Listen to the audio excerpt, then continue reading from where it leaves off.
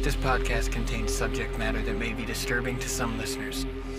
Listener discretion is advised.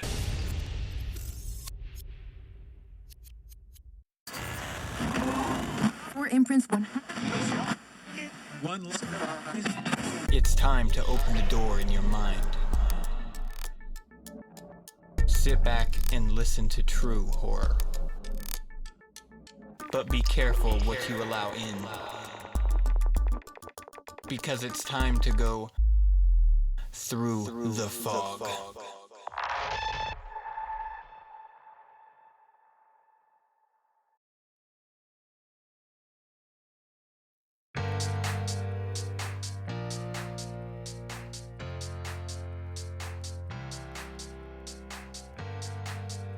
Here's what I know.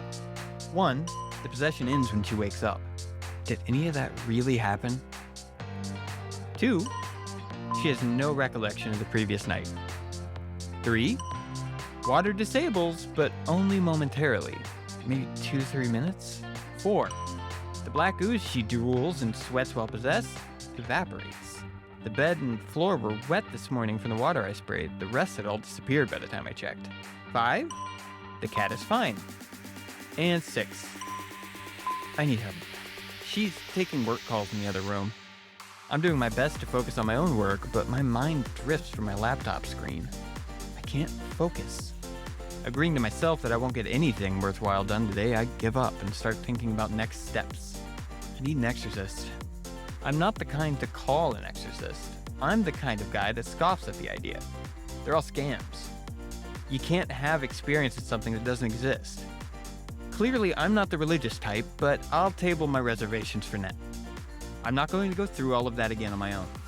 Feeling totally out of my element, but unwilling to call a church, I found an exorcist on Craigslist. Price is no object. Let's get this thing out of my girlfriend. Says he'll come over tonight. He messaged me and says it is of the utmost importance that my girlfriend's waking body does not find out what we're going to do. If she does find out and is not able to fall asleep, no refunds. How much more could I expect from a Craigslist exorcist? I'm certainly not thrilled with the idea of a stranger knowing my address, but I'm not backing out now. As you can imagine, this is the slowest slog of a day I've ever experienced in my life. I am anxious. I feel physically sick. I jump at everything my girlfriend says. I can't look her in the eyes without imagining that eerie yellow tinge behind them. Around lunchtime, I hear her humming happily in the kitchen. She really has no idea, does she? A profound sense of certain death washes over me as I watch her wield a knife to cut vegetables. Finally, the workday's over. My acting this evening was on par with any Oscar winner. Remembering what The Exorcist told me and failing to come up with an excuse, I got into bed with her. I made sure to place the cat in a comfortable spot in the living room. We're reading side by side when she leans over, kisses me goodnight, my eyes open, and turns out her bedroom table light. I'm going to keep mine on for now, thank you. My body tenses with a desire to bolt. We begin to spoon. She cannot learn that something is wrong, just a little longer. I figure I'm safe as long as I exit before she's asleep. She raises her head and asks, "Why is your heart beating so fast?" Thinking quickly, just freaked myself out by my book, is all. Maybe reading horror before bed isn't the best decision. Thankfully, she laughs at my obsession for the macabre and returns her head to the pillow. I count down for 3 minutes. That's 180 Mississippis. She must have been close to sleep because she didn't protest when I get up. I install the chair as my lock and wait. Where are you, Pumpkin? Can't you sleep? This is so close to my girlfriend's voice, I'm certain I made the whole thing up. I'll play it safe, I decide, and not respond. Again. It's cold without you, baby. Come back to bed. I'm sure it's cold as hell where this thing is from. I'm not opening the door. There's someone coming up the driveway. It's late. Don't let them in. I stand up to answer the front door. Outside the dim front door light is a tall man clad in traditional priest garb. He looks like Ethan Hawke from that movie First Reformed, but clearly with a body covered in tattoos as evident by the inked skin poking out from underneath his cuffs. Pretty much exactly what you would expect from a Craigslist exorcist. There's not much time to introduce ourselves as we hear an alarming scrape coming from the bedroom. I take this moment to read the priest's face and check if he actually has experience with this. He seems at least to be brave. His face gives no indication that he's wearing a costume for a quick buck. Outside the bedroom door now, in hushed tones, he begins to explain what he is going to do. Brandishing a Bible and a small jar of holy water, I decide not to explain that sink water works fine. We're about to open the door. Hands on the chair, I hear scraping again. This time I realize the sound was never coming from the bedroom. It came from the living room. To my left, I hear the stranger breathe out softly. The cat. The cat has been watching us the whole time. Its normally green eyes now bloodshot and yellow. No pupils in sight, poking out from around the corner. Black paste drooling from its agape mouth, leaving a snail trail of fluid behind as it stalks out into the open.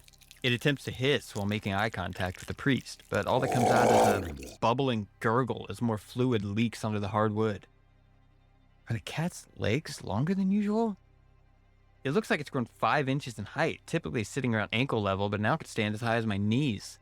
I curse quietly to myself. Shit. How could I have been so stupid? Of course the cat managed to get itself possessed.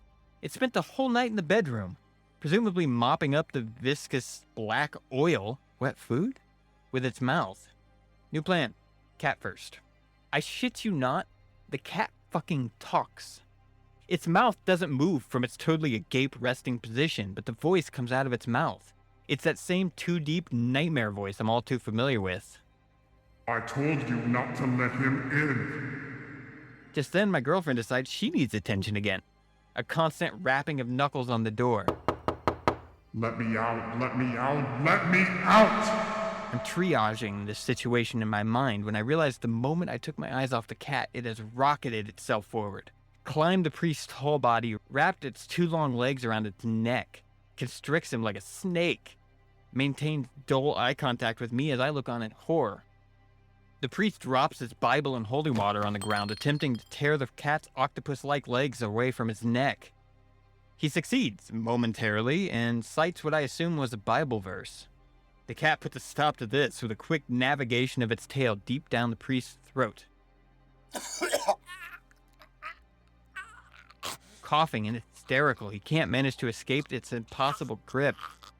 Claws digging bloody fissures into his neck. My turn. As I grab the holy water from the ground and grapple with the cat's jaw, pouring the contents of the jar down its slime-obstructed throat.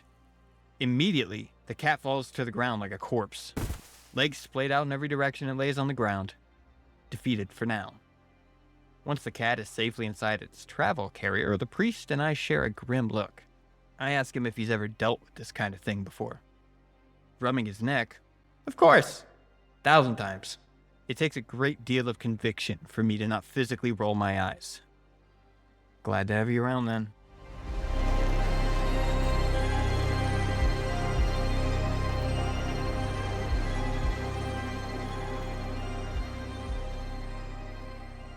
Through the Fog was recorded by Haptic. Edited by Brad LeBaron, Haptic, and Kevyn Kerrivan. And produced by Flyover State Park. All stories are recorded either with the author's permission or with a Creative Commons share-alike license. If you like what we're doing, be sure to subscribe so you never miss an episode. You can find links to Haptic and Flyover at State Park's link trees down in the show notes. There you can find links to our podcast on other platforms, as well as Twitter and other social media and YouTube links.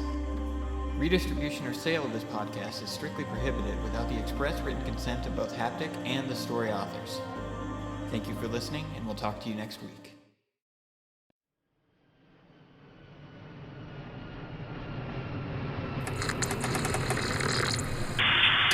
This is Flyover State Park. You are clear to land.